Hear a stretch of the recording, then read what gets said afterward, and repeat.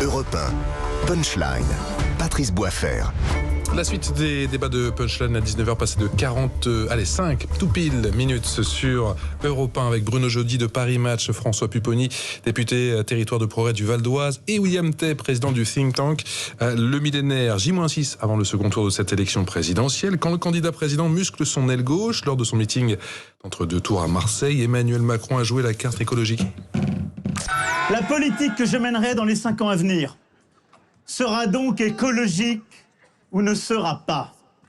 Et donc, pour placer l'écologie au cœur du nouveau paradigme politique, comme au XIXe siècle, où face aux défis éducatifs, Jules Ferry était à la fois président du Conseil et ministre de l'Instruction publique.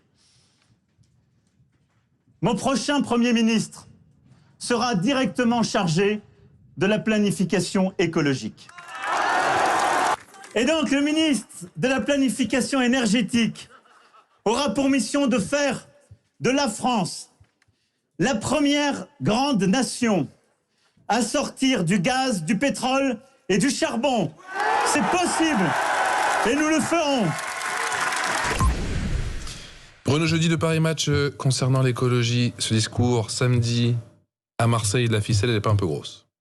Sans doute que la ficelle est un peu grosse après avoir totalement embarqué à droite avant le premier tour. C'était un peu grossier, c'est vrai, d'y aller avec les gros clins d'œil à gauche et que je te cite les grands penseurs de gauche et surtout l'écologique, effectivement, où il a peut-être pas le bilan qu'il espérait avoir en début de mandat. Il n'a pas non plus rien fait. Ce serait faux de dire ça. Je pense qu'il a fait, mais évidemment, ça prend. Vous pensez que l'épisode Nicolas Hulot n'est pas encore dans toutes les têtes?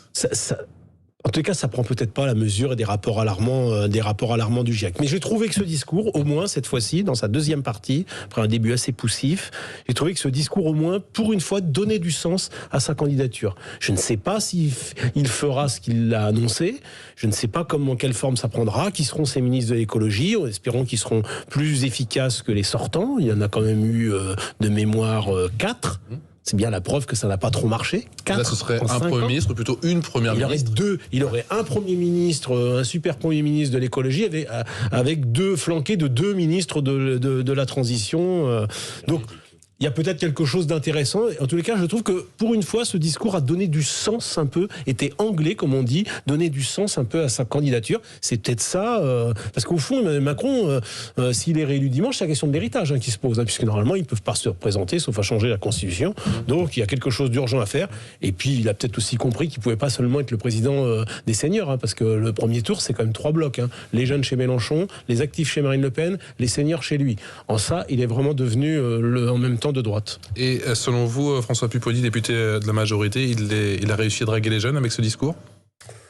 Oui, je pense. On voit bien que dans les sondages, il récupère un peu, il récupère chez les écologistes. Chez les écologistes, il récupère, ouais. Il récupère un peu chez Mélenchon. Chez les insoumis. 30% du vote Mélenchon. Ouais, mais c'est pas neutre, parce qu'on partait de loin quand même. Et donc, petit à petit, on voit bien que ce discours-là, les gens y adhèrent. Et on voit bien que le score aussi, qui était annoncé très serré, a l'air d'être moins serré aujourd'hui, parce que petit à petit, il fait plutôt une bonne campagne de deuxième tour. Mais le candidat Macron est encore crédible sur les questions écologiques? Bien sûr. C'est quelqu'un, moi, pour bien le connaître, de très pragmatique. Bruno Jeudi le disait, il n'a pas rien fait. On a voté des lois qui vont dans le bon sens, qui vont pas être neutres d'ailleurs. Qui n'allaient pas assez loin. Mais qui n'allaient pas assez loin et qui n'avaient pas forcément les marqueurs. Bilan qui a été quelque peu épinglé quand même. Oui, mais qui n'avaient pas les marqueurs que certains écologistes attendaient. Mais des choses ont été faites. Je peux dire que dans toutes les lois de finances, on a fait en sorte qu'on aille de plus en plus loin dans le domaine écologique. Je prends un exemple très précis. Dans 4 ans, 5 ans, même un peu moins maintenant, 4,5 millions de logements ne seront plus à la location parce que ce seront des passoires énergétiques si les propriétaires ne font pas des travaux. On le sait peu, mais c'est 4,5 millions de logements de propriétaires qui vont se retrouver en difficulté s'ils ne font pas les travaux. Donc on a tapé, y compris pour aller dans le bon sens. Il manquait peut-être 2-3 marqueurs forts pour que ça soit audible. Maintenant, il veut aller plus loin parce qu'il y a urgence. Et il a bien compris que son deuxième mandat, ça sera celui-là. Parce que l'histoire va le regarder aussi à ce niveau-là. On sait très bien que les difficultés du monde, elle est pour dans les mois et les années qui viennent. Et avec les 75 milliards d'économies dont je vous ai parlé tout à l'heure, la transition écologique, elle va être possible? Mais bien entendu. Mais bien entendu. Parce que si vous rognez sur les investissements, Non, mais attendez, le problème, c'est comment on arrive à sortir des énergies fossiles.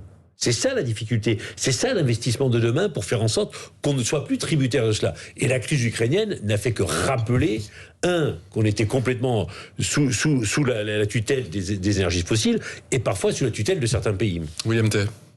Il y a 3 points. Emmanuel Macron, depuis la crise des Gilets jaunes, n'est plus le président libéral européen réformateur qu'il était, donc une sorte de Dominique Strauss-Kahn 2.0, voire de Laurent Fabius, en tout cas l'héritier de la deuxième gauche rocardienne, pour devenir un président du compromis.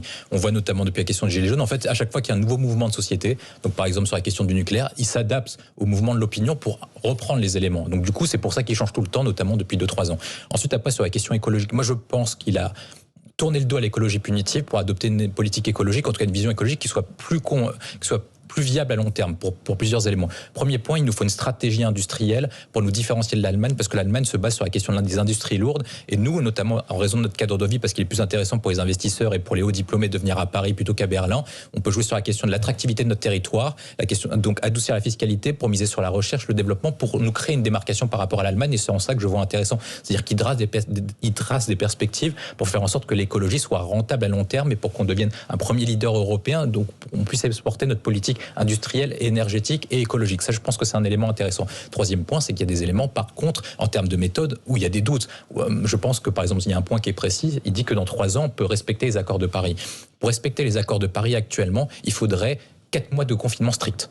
Actuellement. C'est-à-dire qu'il faudrait qu'on enferme les Français pendant 4 mois. C'est irréalisable. Ne prononcez pas le mot de confinement aux Français, s'il vous plaît. C'est irréalisable. Donc je pense qu'il y a aussi un problème de méthode, notamment parce qu'en fait, les électeurs écologistes sont dans un besoin immédiat. On le voit à chaque fois. Ils font une manifestation en disant l'État ne fait rien, l'État ne fait rien. Si l'État fait quelque chose, mais pour mener une politique écologique et énergétique qui soit viable, il faut mettre 20 à 30 ans sur la question de comment on fait pour sortir des énergies fossiles. On sortira pas du gaz et du pétrole la semaine prochaine ou dans un an. C'est strictement impossible. Et donc c'est pour ça que je pense qu'il adopte une vision de compromis de long terme qui permet de placer la France sur un positionnement particulier, notamment de différenciant par rapport à l'Allemagne. Bruno Jeudi de Paris Match, est-ce que l'écologie c'est le talon d'Achille des 2 candidats, que ce soit Marine Le Pen ou que ce soit Emmanuel Macron? C'est surtout le talon d'Achille de Marine Le Pen, je trouve, moi, parce que pour le coup, Marine Le Pen, il y a nada, quoi.